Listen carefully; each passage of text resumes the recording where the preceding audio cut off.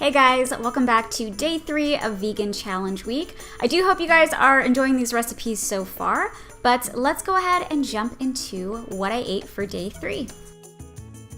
And for breakfast, I started off with some peanut butter banana overnight oats, which is one of my new favorite things in this world. I don't know what took me so long to try this, but I love it. And so the first thing I am doing is mashing up some banana. Obviously, I'm doing this the night before. And then once everything is pretty mashed up, I'm just scooping it into a small little mason jar. And then I'm adding about half a cup of rolled oats, about a tablespoon and a half or so of peanut butter, and then I'm also adding in a half a cup of this vanilla almond milk. This is my absolute favorite brand right now. And then once that's been added, I'm just giving it a little bit of a light stir just to help the ingredients mix a little bit better. And then I'm adding just a little touch of cinnamon on top, just because I figured, why not? And once I mixed that in, I just sealed it with a lid and popped it into the fridge overnight so that I could enjoy it in the morning. And so now it is the next morning and I'm just taking the lid off and stirring the oatmeal, and you really can see how much the consistency has kind of thickened up. And I'm just adding a few slices of banana on top as well as some chia seeds, and that is it. And remember, this is infused with that mashed up banana and peanut butter and cinnamon, so it is just bursting with flavor in every single bite, and it's really refreshing as well.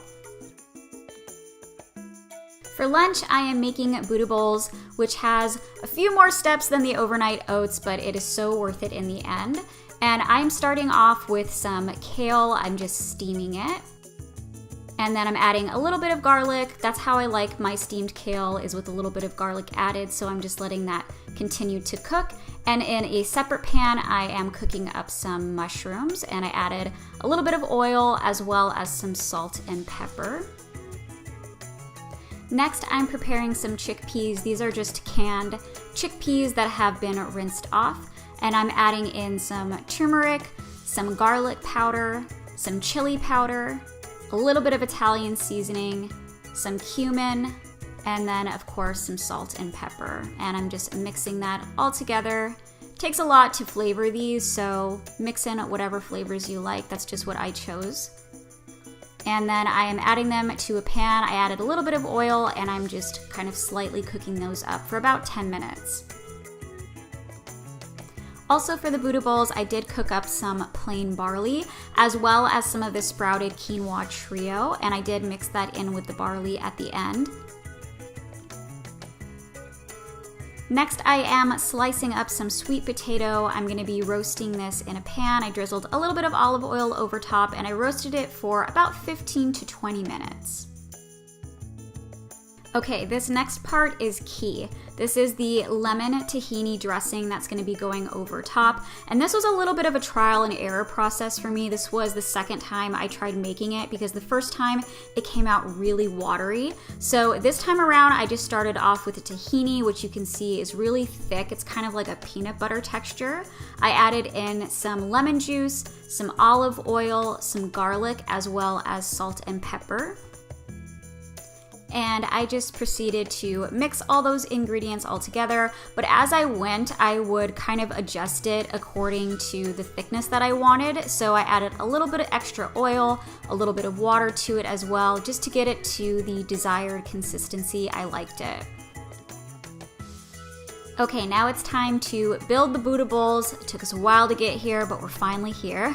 And so I added the barley and quinoa, the kale. I also added in some cooked black beans, the mushroom, the sweet potato, and then finally the chickpeas. And then I also threw on some sliced fresh tomato at the end, as well as topped it with that lemon tahini dressing.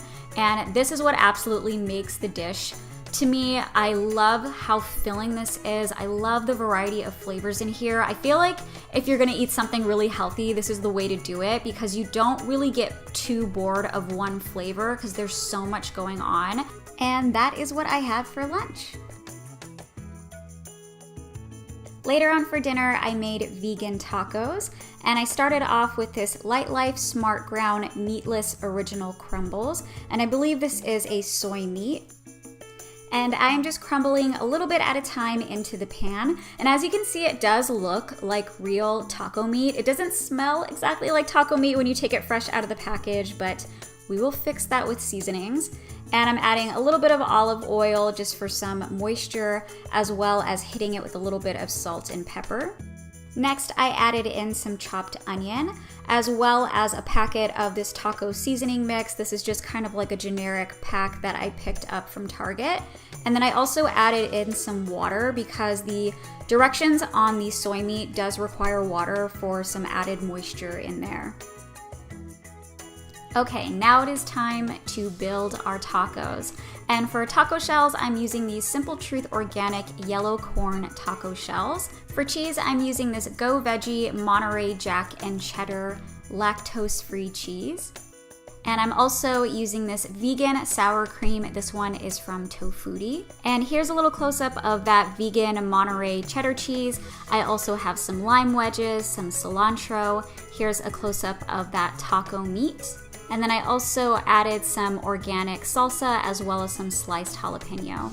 And now I am just building the tacos, and these turned out really delicious. I feel like this is another one of those recipes where if you're not sure what to try that is vegan, or if your family doesn't regularly eat vegan food, I feel like this is kind of a sure bet recipe because you really can't tell the difference, especially once you have all those toppings on there. And I do want to say about the Monterey Jack cheese, it wasn't my absolute favorite. I feel like it was lacking a little bit of flavor, but the vegan sour cream was amazing. I don't think I'll ever go back to regular sour cream. And these are the finished tacos. These turned out so delicious and crunchy, and I loved all the fresh ingredients on top. And there's my boyfriend assembling his tacos. And for this night, I did enjoy a nice glass of sangria on the side. Okay guys, so that is it for day 3. I hope you guys enjoyed these recipes. Let me know which one was your favorite down below. And if you did enjoy this video, please be sure to give it a like. If you're new, don't forget to subscribe. Other than that, thanks again for watching guys, and I will see you tomorrow. Bye.